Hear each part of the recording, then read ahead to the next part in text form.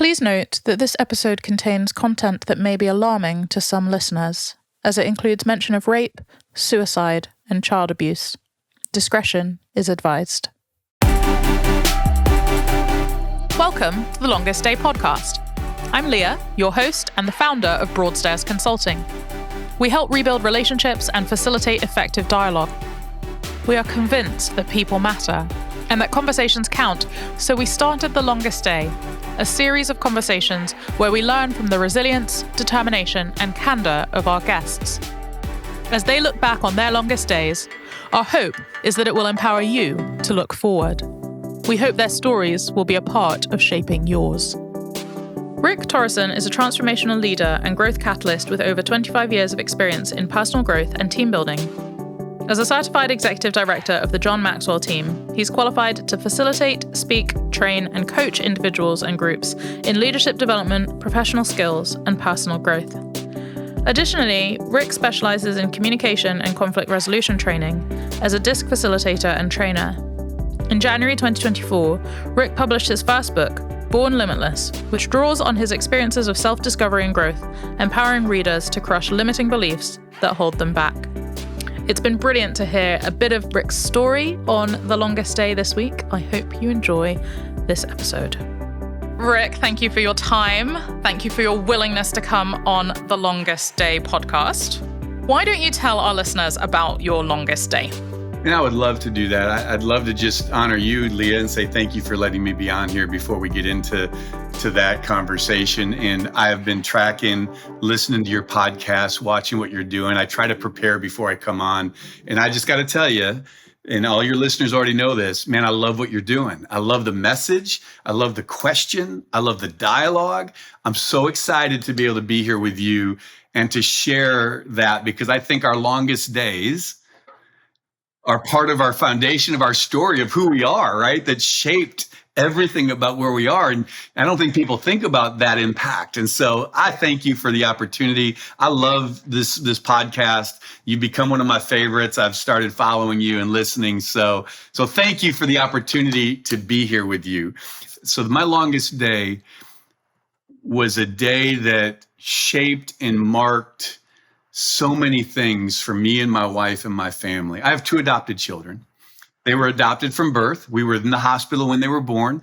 So it was awesome. The stories of how they came into our lives are just tremendous. I'm a faith person, so I typically don't lead with that and drive people that, but for me, it informs everything I do.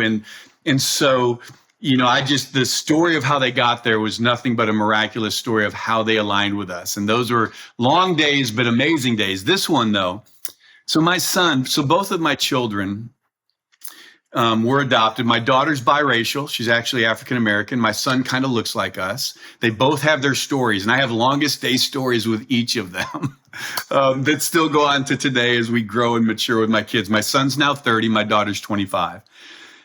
But my son, when he was 9 years old, give or take, found out that his conception, both of the birth mothers of my children were violently accosted and they were raped.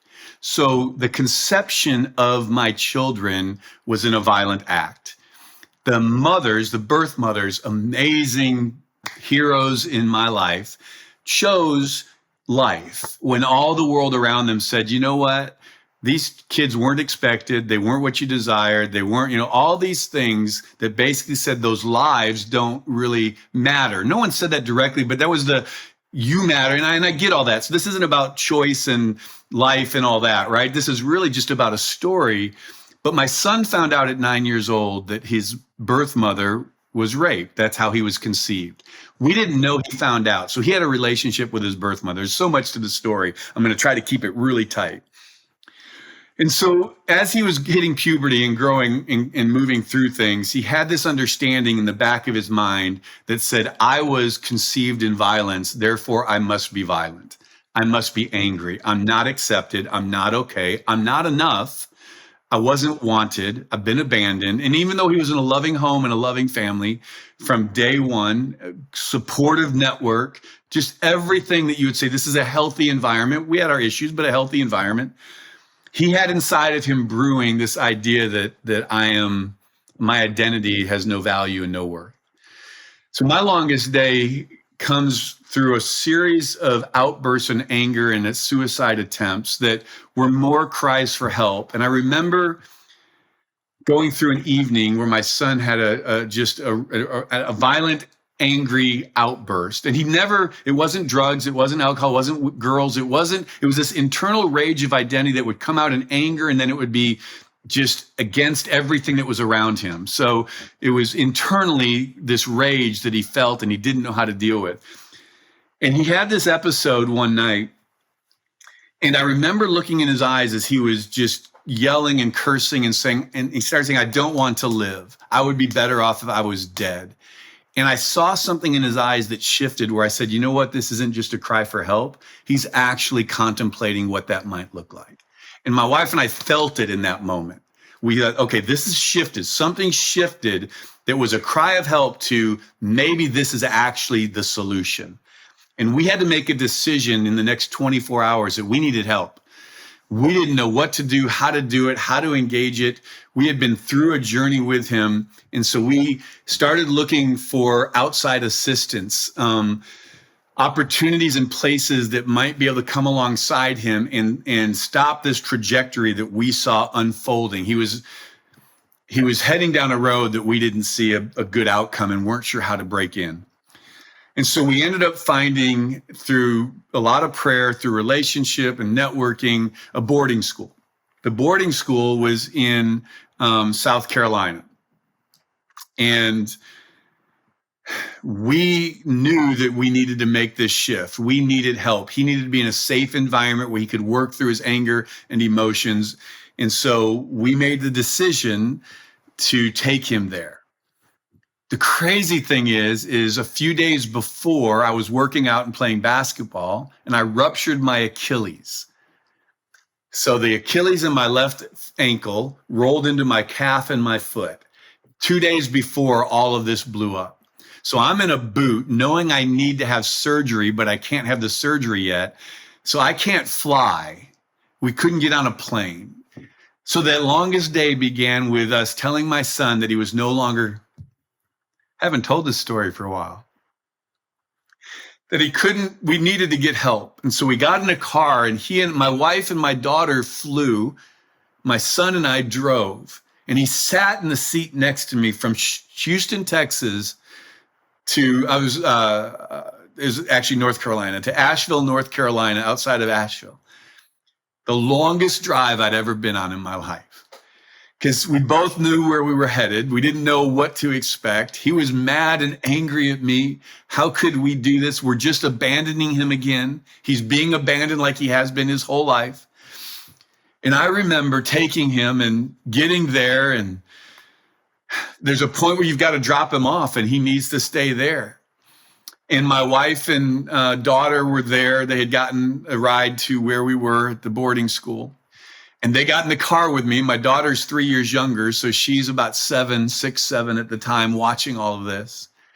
And I remember getting in the car to drive back and looking in the rearview mirror, and my son was standing there, and he turned his back on us. He wouldn't say goodbye. He wouldn't say nothing, just cold.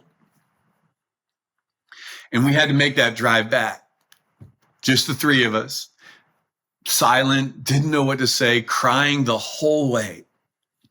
Is this the right thing? Did we just do what we needed to do? Is this how we help him? Is this all the thoughts and all the lies that started, well, we made a mistake and we shouldn't have done this, and he needs our help and we need to be there, and that whole world. So I could tell you so much more, but that was probably the longest day I've ever experienced in my life. But it shaped and began to form a process in me that was already started, but really anchored in that moment about what I truly believed and how I was going to truly choose to live my life based on that belief, right? And so beliefs drive behaviors, behaviors produce outcomes.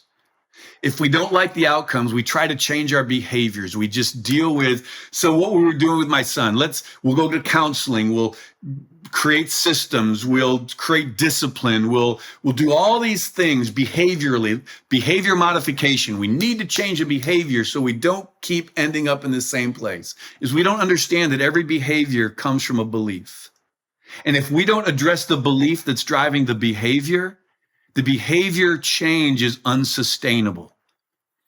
I started understanding that. So I started realizing we were trying to change behaviors of my son, but not addressing the beliefs that were driving the anger and the behaviors. And when we shifted that, everything began to change because he was believing lies about his identity, his self, his worth, who he was as a human, the story that he was telling himself. They were all lies, but they were his reality. Sorry. And so he believed them as truth, which demanded he live a life that reflects that belief. So I'm gonna stop. I'll stop. So there you go. That's in a nutshell my longest day.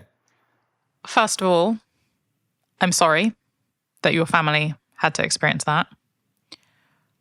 Second of all, I'd like to interrogate the gap between discovering your 10-year-old son wanted to take his own life and making that long drive from Houston to Asheville. Who did you have around you to help you inform the path that you ended up taking to get your son into that boarding school? Yeah, it's a great question.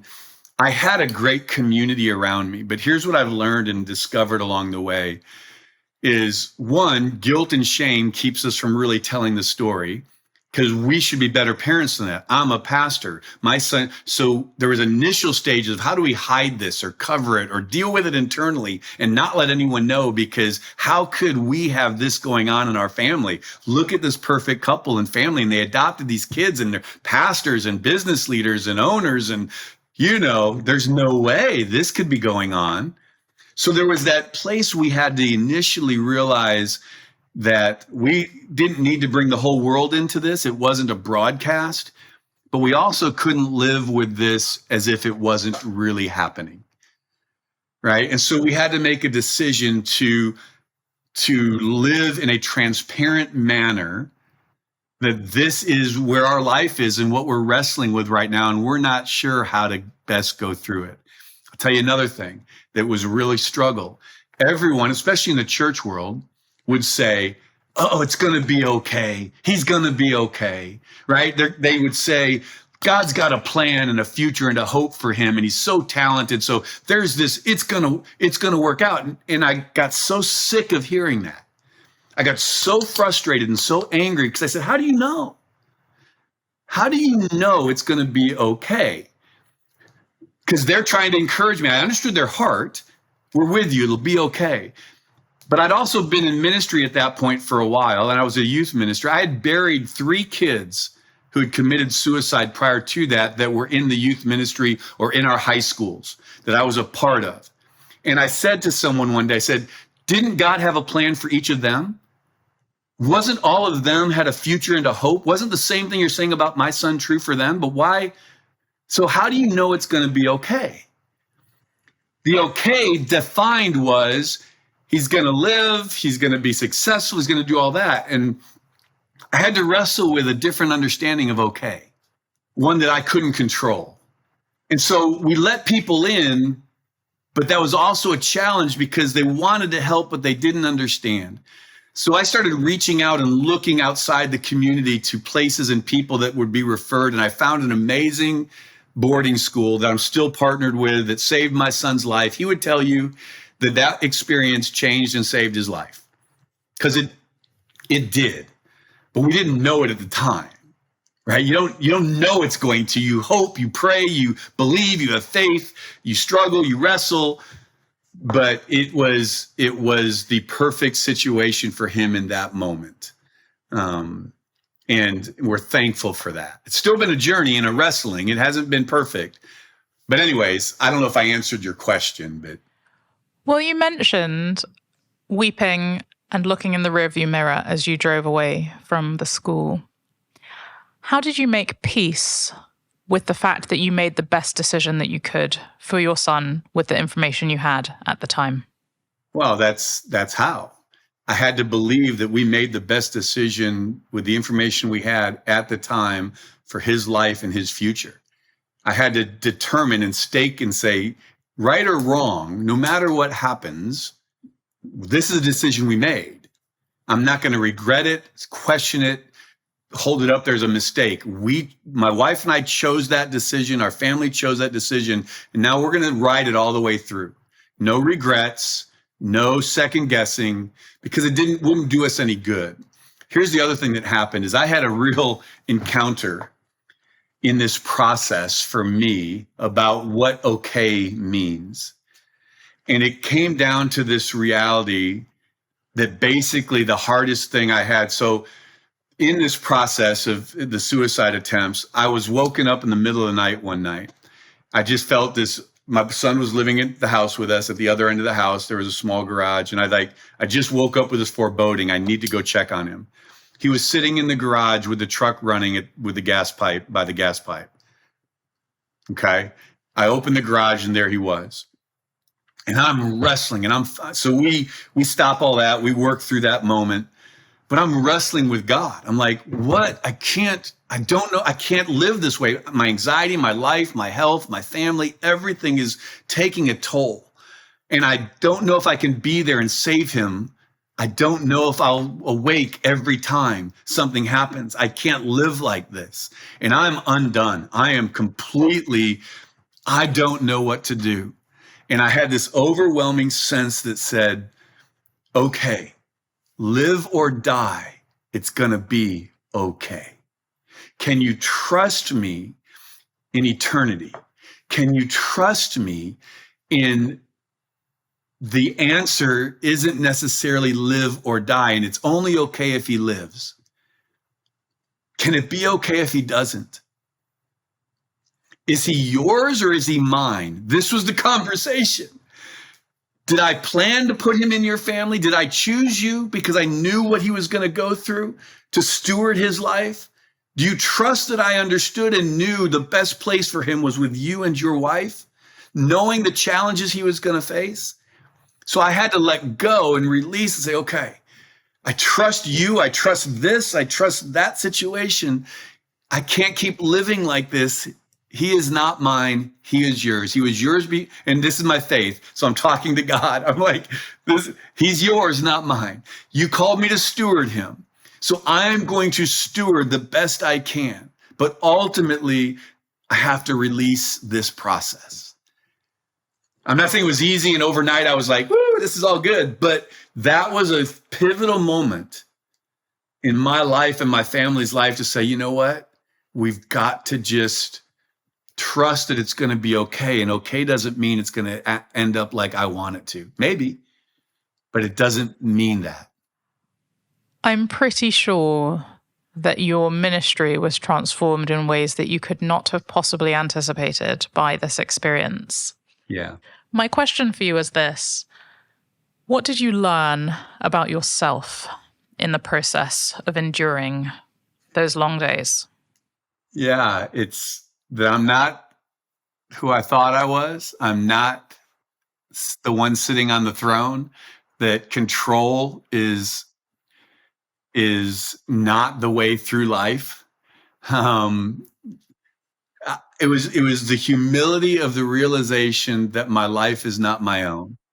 And if I believe there's something greater and bigger that I'm living for, not religion, not institution, not the doing, not the discipline and all that, but a relationship that says there is something greater and I am not the author and perfecter of that, then I have to release and let that go. And that was the revelation was I need to get off the throne and quit trying to share it, hold it, somehow think I can control this and fix this. I can't.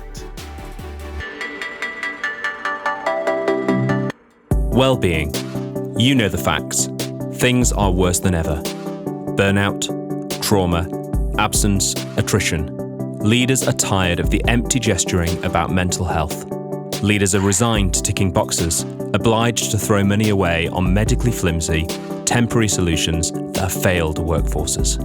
Adagio VR is the culmination of decades of work by a fellow of the Royal College of Psychiatrists.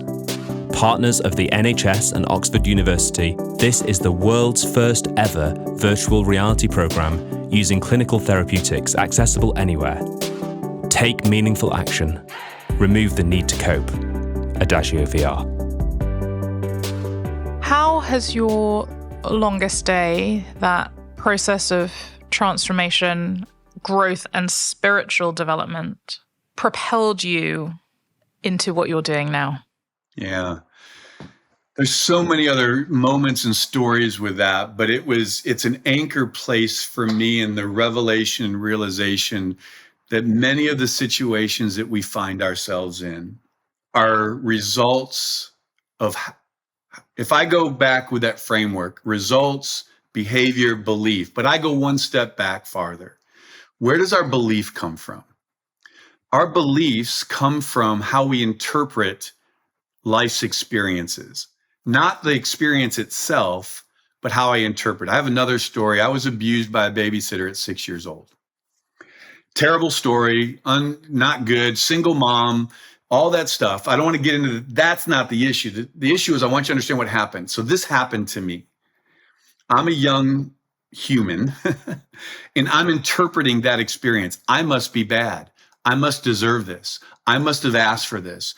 All women must be this. Life must look like this. This is the world, that this is truth. So inside of that little head was trying to reconcile an experience and understand it and bring definition to it. How I interpret it basically put myself at fault and females and women as people that want to hurt me. So what happens? That becomes what I believe. What comes from there? My life has to reflect what I believe. So I began to live a life reflective of I don't have worth. I'm not enough. I'm broken. Women just want to hurt me. So how am I going to treat women? I'm now going to build a wall, engage them, but see them as an object that will not hurt me. And so now I'm 25 years old. I'm telling you this because at 25, I meet my current wife, right? We've been married for 33 years. I meet her and I'm like, this is the person I want to marry. I want to spend the rest of my life with her. This is it. And I'm sabotaging it. And I'm doing everything I can, not realizing, to crush this relationship in her.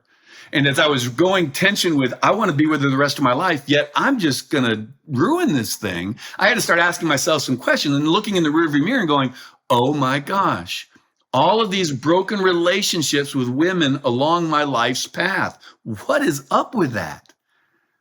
Right? And so I had to start asking some questions and realizing I had built a wall around a belief system that demanded I act a certain way that had this wake of brokenness behind it. And I had to change, not my behaviors, because I was trying to do better and be better as a man, right? And I just got saved and got into the church. So now I got all the pressure of, I got to be a Christian guy. What does that look like? Holy crud, that was a mess, right? So I got all this junk and I realized I cannot will myself to be the person I want to be if I don't change the source of the behavior, which is my belief. And I had to start declaring over my own life, I can, I am, I will. I had to declare a future into hope. I had to start owning things to shift my belief so that my behavior would follow, so I could be the person I wanted to be. Does that make sense? 100%.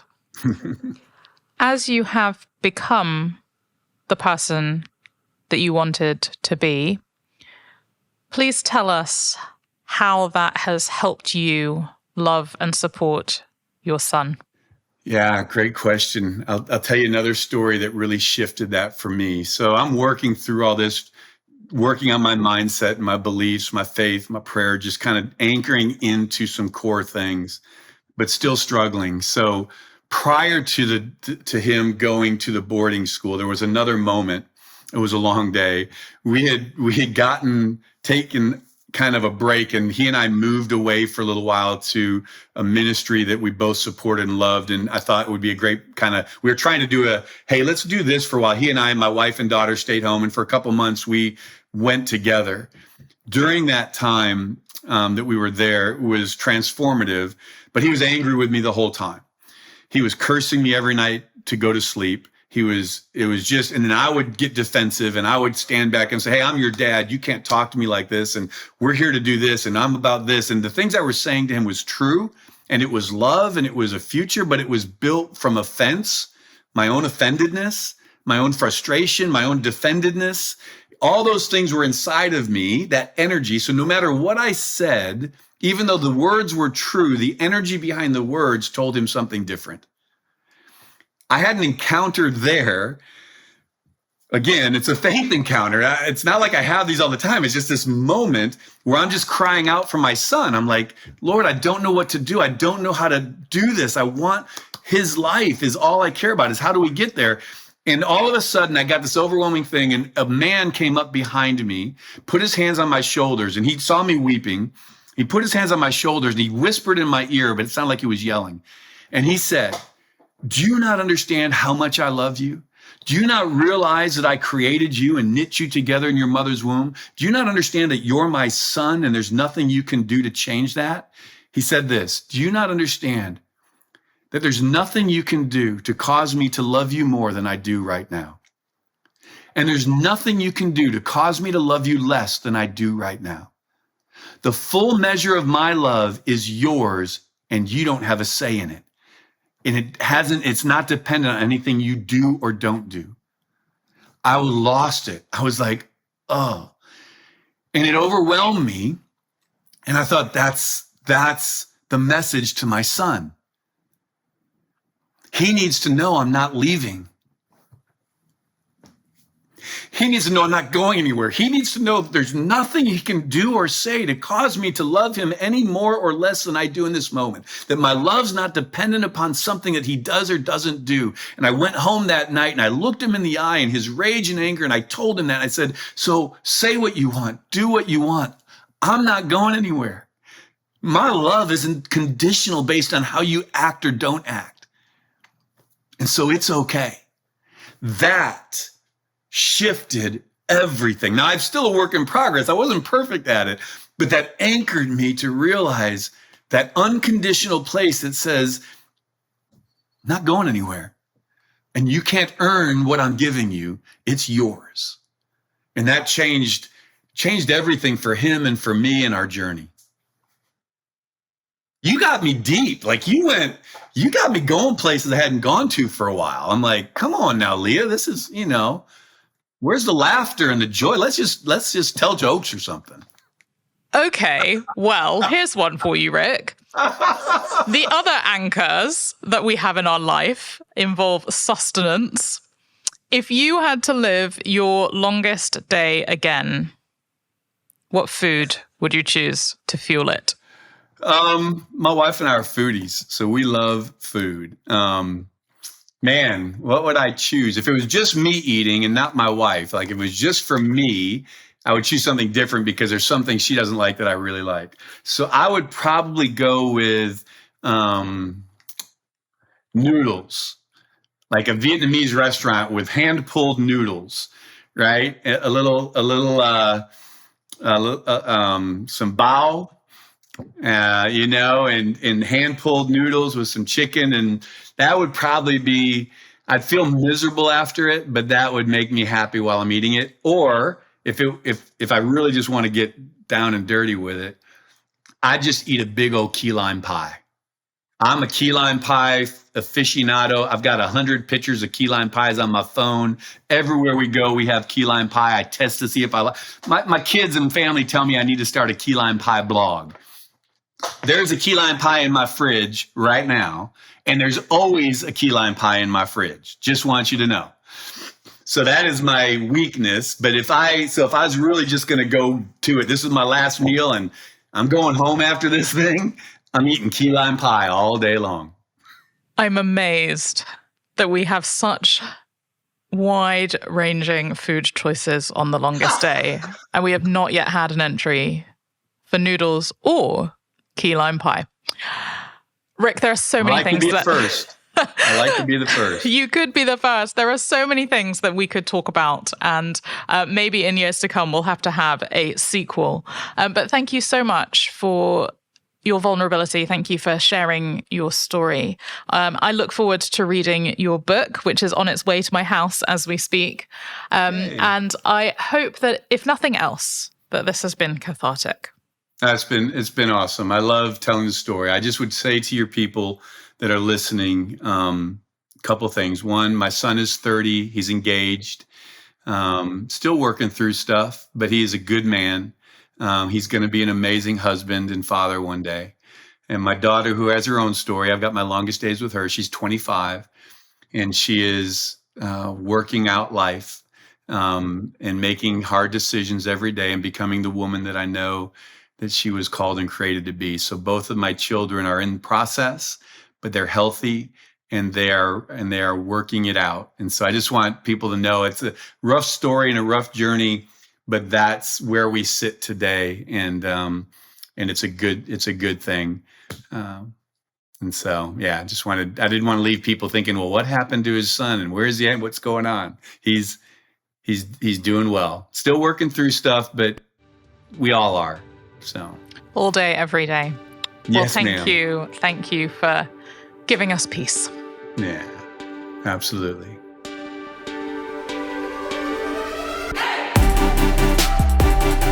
You've been listening to a Broadstairs Consulting Limited podcast. We hope you've enjoyed this episode. Tune in soon to hear the next installment of The Longest Day. Copyright 2024, production copyright Broadstairs Consulting Limited, all rights reserved.